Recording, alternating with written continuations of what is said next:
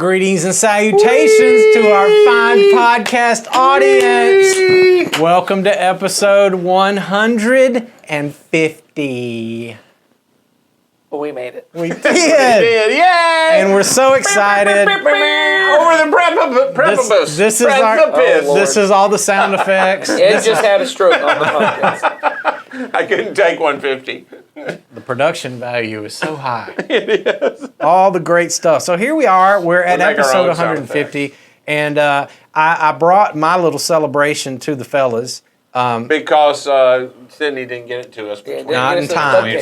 She didn't make the deadline, and we're so sad. But so basically, here's the story of our 150 celebration. I had lunch at Chick-fil-A today, and as you can see, got my drink here. And while I was there, I thought to myself, we're about to go film the 150th.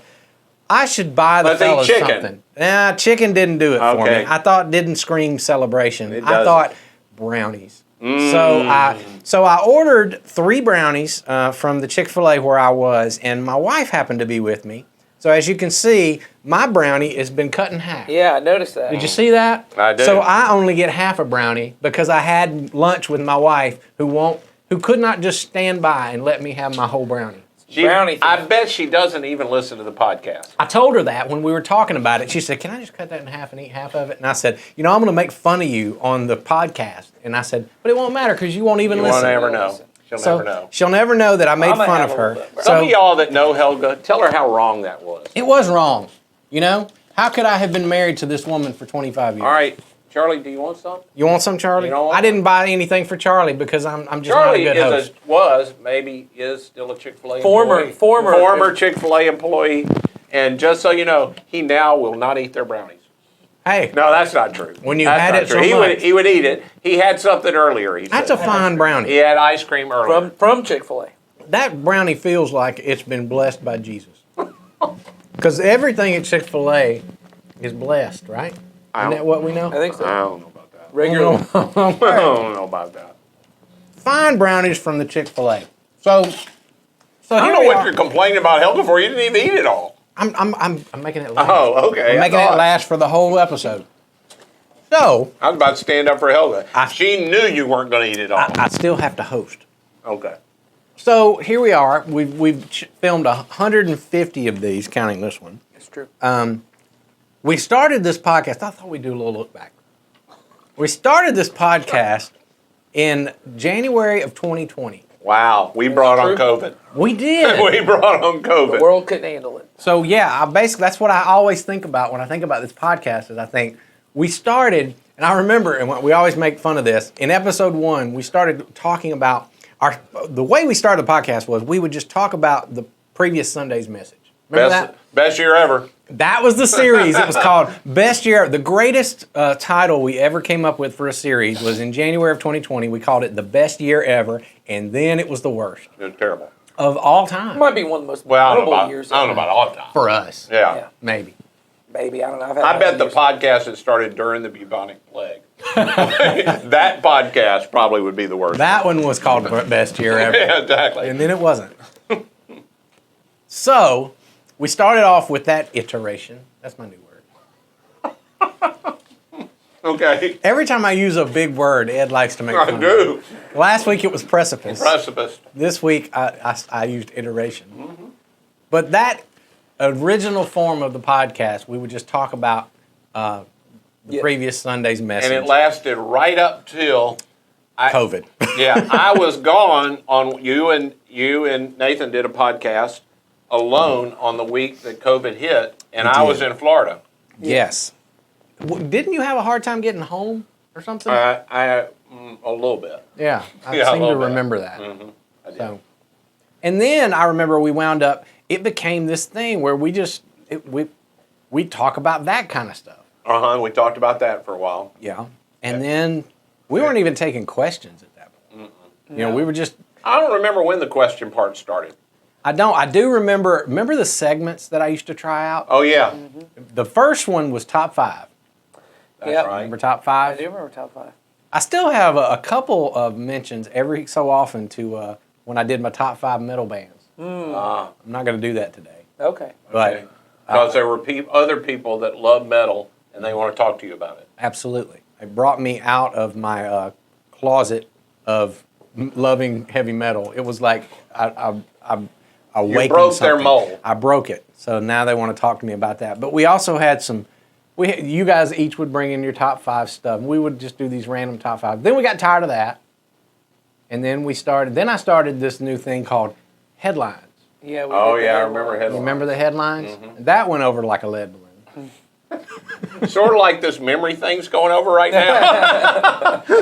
Well, the point is, we tried all this fun, what we thought would be interesting, funny stuff, and turns out nobody thinks. And in fact, people would tell us we just scrubbed through that. We scrubbed right through where y'all. Scrubbed right through that, and get to the conversation, and then we actually started getting questions. And that people said they need help. Yes, let me tell them what to talk about. And so we sort of settled into this format where people send us questions every week, and we do our best. And we say we're going to answer them quickly, but we never do. So really, we're celebrating our audience for getting us to this format. Well, that's what I was going to say. They're the reason that we are what we are. So have a brownie. Yes, on us. Not on us. We're not paying for it. That's the only reason. You go get yourself something nice. Yeah. The only reason we do it that nice. way is because y'all tell us to do it this way. So yeah. So we're still waiting on Sydney to send us something. If she does, we'll have her send you something. Really? Making all kinds of promises. I know. I'm like, dang. Ed's just getting out there. We only have 3 viewers. It won't be hard for me to drive it over to their house. Good, because I ain't doing it anyway. This is starting to feel like every meeting that we're ever in. I'm finishing my brownie, but we do have a question today. Okay, good. Now, are you going to get to it? Mm-hmm. Are we going to continue? You ready for it now? In 2021, we had this happen. No. So here's the question, and we've never had a question quite like this before. Okay, saved it for 150. I did. It's very unique, quick, and to the point. All right. I think we will answer it that way. From a Christian perspective, good. What is your opinion on prenuptial agreements? Wow. That's a great From question. a Christian perspective. Yeah. Well, is there a second perspective I should be giving on this? I'm just saying. No. The only way to get a Christian's perspective is to get it from Jesus, and the only words I would have from the Bible, and those things weren't mentioned in the Bible. Yeah. I can confidently say I have not given this much thought. That's true. That's about all I can confidently say about that one. I've really not thought about this very much. It is one of those things that I've never had to deal with personally. Yeah, that's what I was going to say. Is I would once again because it's just. I'm just thinking, what a riveting episode we have saved for number 150. I take the questions as they come in. Okay. This one was next in line. We haven't thought much about your question, and we don't have an answer. Thank you. Yeah. I'm going to give an opinion. Oh, okay, good. Yeah, Maybe. that's what I was going to say is, I guess if what you mean is, I would have to have a conversation with the person who's wanting the prenuptial agreement. And like with anything, I'd ask, once again, for clarity's sake, why is it that you want one? Is why you want one because you think there's a possibility or a chance that you're going to get divorced and that I'm guessing, I don't know tons of what goes into prenuptial agreement. I'm guessing primarily it's financial. That it's financial, it's property, it's liquidation of assets and those kind of things. And my primary goal is I want to make sure I'm protecting my financial status or place or property or any of that. I would just caution anybody who's going into marriage that way. That's not a great foundation to start a marriage on. It sounds distrustful. It sounds distrustful, and it sounds like entering in to marriage as a contract. I think we've spoken on this recently in the last year or so, but marriage is not a contract, it is a covenant.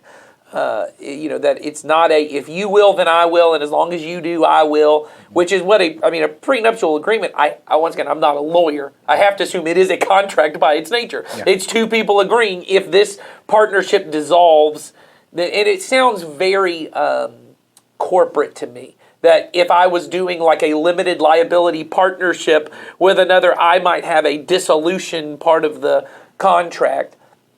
those would be my thoughts, is that marriage is about me promising not only to this person and really not only to God, but when once again in Christian marriage, I am promising to my community of believers, you can hold me accountable to be a husband.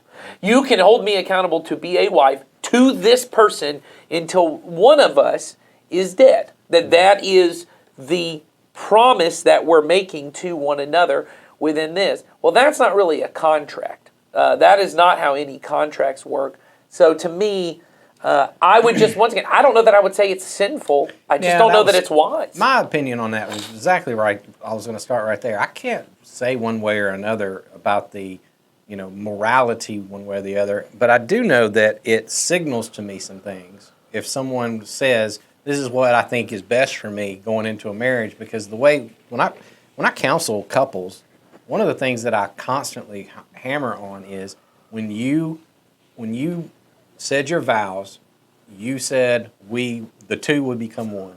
Right. And what does that mean? Well, even Paul said that's a mystery. I don't proclaim to understand it, but I know what one looks like.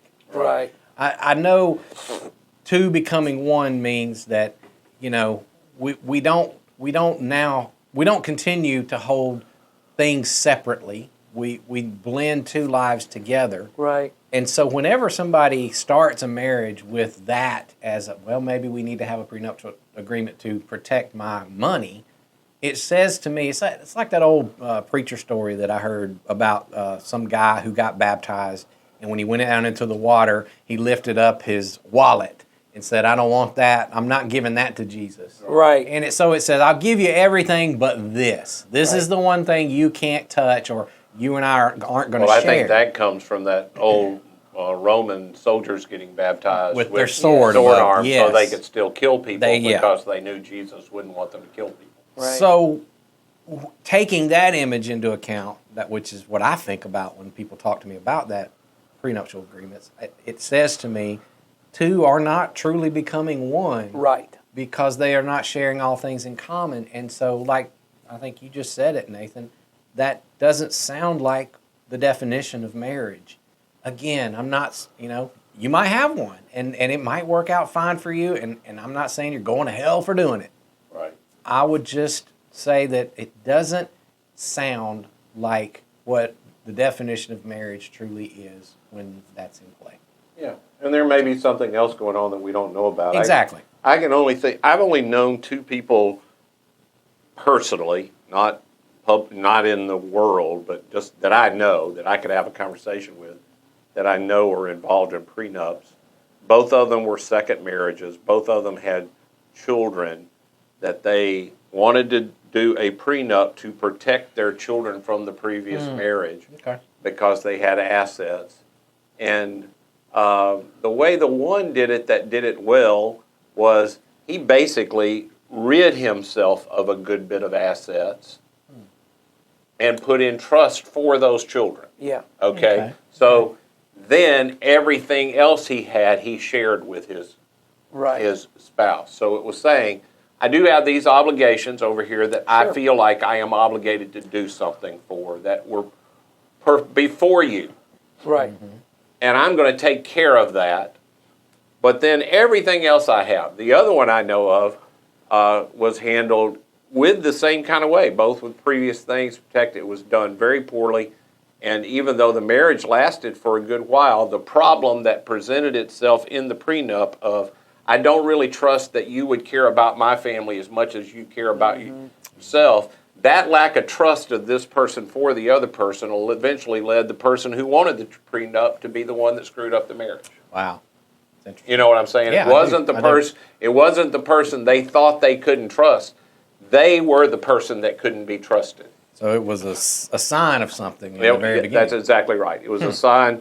That one, even though that marriage lasted a good while, it became clear that person had an issue that later came out. So again, from a Christian perspective, again, you have to start with the definition of marriage, which you all have both done, which is it's a covenant.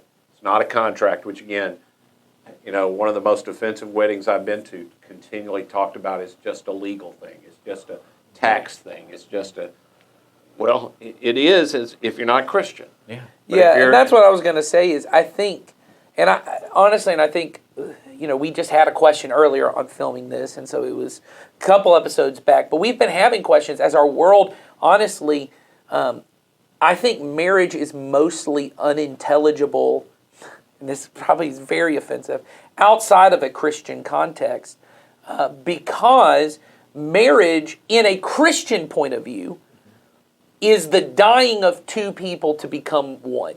It is even the thing that you had kind of alluded to of the person, I'm going to kind of empty some of my assets so that I can take care of the stuff and that the money is not my primary thing. That is, and I know this is not the point, but what it brought to my mind is, Christ coming to earth and saying, I'm going to empty myself of some of these privileges. That there is a way, and Paul says it's a mystery, and he says, but what it is, it's like Christ with the church. It's like Christ in the church, which Christ comes, he empties himself of all his privileges, takes on the form of a person, dies to purchase the church as his bride, that all of this is a part of it. And that in the I hate to use the term secular, but in the non-Christian world, marriage is primarily a contract. It is just two people who are just choosing to say, I know this sounds like so reductive if you're not a believer, and I'm not trying to say this, but for most people, it's just a contract of we're trying to either kind of bring our assets together, or I know a person who told me the reason they're getting married is for the tax break. Yeah, that's right. There's a tax break, and there's benefits to being married, or maybe you have a romantic image behind being married, and all of it becomes really messy. For Christians, it is really important beyond the question we had about same-sex marriage or heterosexual marriage. Christian marriage goes beyond sexuality. Christian marriage is ultimately the two people choosing to say we are going to, and man and woman, so I don't want to get into that, but the idea of it is about dying to ourselves to honor Christ, to honor God, to build up the kingdom, that this is another way for me to do that. And obviously, if I come into the faith, if I become a follower and I am married, there's a way in which I can choose, well, now I'm going to, like everything in my life, make this a sacred thing. I may not have entered into the marriage this way, and Paul talks a lot about that. If you become a believer and you're married, this is how you should handle it. If you're not married, this is how you should handle it. So what you're saying, Nathan, is this brownie was a picture of my marriage. The two becoming one. No, the brownie was not my own. Yes, that's right. My wife owned my brownie. Part of it. So that's true. Well, as my wife always says, what's mine is hers, and what's hers is hers. So everything kind of ends up becoming hers, and then the process. But yeah. So anyway, I just think when it comes to this. Or I think for a Christian, the way I tend to think about this really has come about. We did a series 2 years ago, and can't remember the name of the series or any of that, so it doesn't matter. But the idea of the Christian marriage represents Jesus and church. It's to be a picture to the world of Jesus' love for the church. Right. And so everything I'm doing I'm trying to present a picture to the world of Jesus and the church.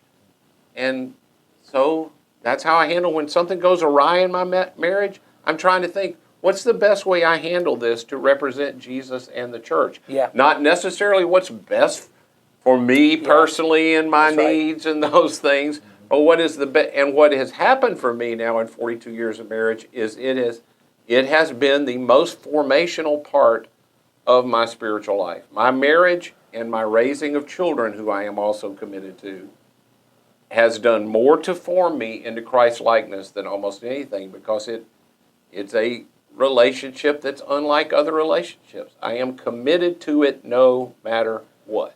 And I'm committed to it beyond what it does for me. That's what I mean. Yeah, well, that's what if it never serves me, yes. If it never makes me happy, I am committed to it for the sake of Jesus committed to me, whether I ever reciprocated or not. Now that's countercultural.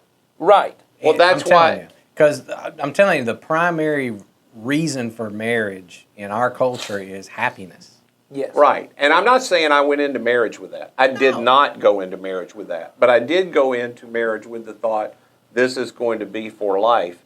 And at some point when you realize, oh, this is going to be for life, and there are things that are not easy, you have to begin to say, how do I make this through? And you have to have strength that isn't, I had to have strength that was not my own to do it. I would not have made it this far. I think anybody who's honest enough and been in marriage long enough would say the same thing. I have had to have, and it has knocked edges off of me that were needed to get knocked off.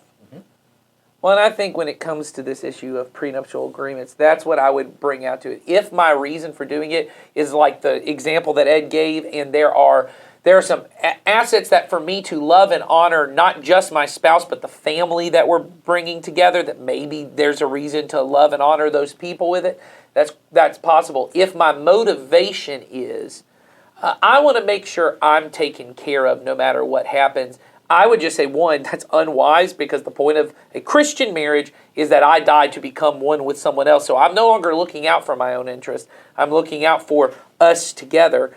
And I would just argue that there is a way in which viewing marriage that way really leads us more towards a very self-focused marriage. I regularly hear younger people, millennials, because I go to their weddings, and you hear them say all the time in their vows, everyone wants to write their own vows these days. I don't know if you've noticed, everyone's got their own. And there's things like, I promise, whereas it used to be like, I promise, I vow to have and to hold in sickness, and it's all of what I promise to you. A lot of these now, and once again, if you're my age and this offends you, I'm sorry, I guess, but it's when all of the things are, I promise to do self-care, and I promise to prioritize my mental health, and I promise to do this. Those things are not things you shouldn't do, but when those are your marriage vows of what I promise to not let you consume too much of me, and I've heard people say, I promise to love you as long as it is mutually beneficial for both of us. And I've just thought, once again, in a contractual, I get that. If my view of marriage is it is a contract for a period of time, as long as it makes me happy, and as long as my money is all fine, I get why that happens. For believers, that is not what Christian marriage is. Well, again, the idea that I could love you in some way that would not benefit you is the same kind of thing that when somebody says, I love that brownie. Right. It's what we've gone back to before. I don't love that brownie. I want to consume that brownie. I want to eat it. That is not love. That's right. That is about me. Yes. Love is for the benefit of the thing being loved, the person being loved. So there is nothing I can do for that is for your benefit that's not going to be for your benefit. Right. We should do an episode on that. That whole idea of self-care, I've been hearing that a lot. Sure. So that's a whole nother discussion. Maybe we'll have that one. I remember having a discussion with a staff member that was on our for a long time and was in a particular difficult place, and I said to him, marriage is a contract no lawyer would let a sane person sign.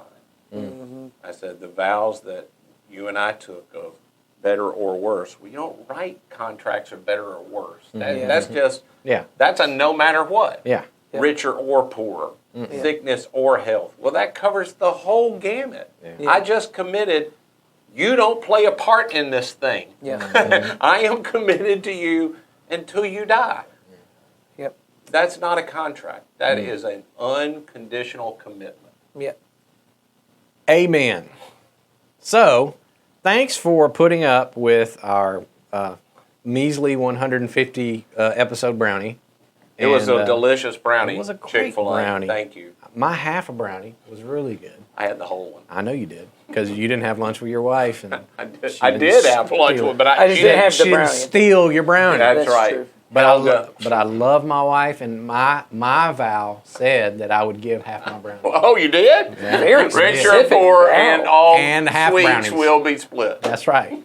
And that's really held true for the whole 25 years. I don't know if I've had a suite that wasn't in danger of being My split. wife, our agreement is when we go to a restaurant, I will always try something new so she can try mine and she can get whatever she wants. It's a good arrangement. That's our version. When it comes to me and my wife and food, I don't talk about what she eats. That's probably smart. I play no role whatsoever in what Becky does. All right. Keep sending those questions. I haven't said this in a few episodes, but there's a link in the description where you can send a direct question. You can determine what happens on this podcast. You write us. We will do our best to whatever you that want is us to do. apparently our covenant with you. If you write it, we have to do it. We have to do it. Soon it will be, the question will be, will you quit at episode 153? Maybe. Try us. We will see. So y'all have a great day, great week, and come back next week. We will have a question. I do not know yet what it is. Okay. So a surprise for next week. See you then. Bye.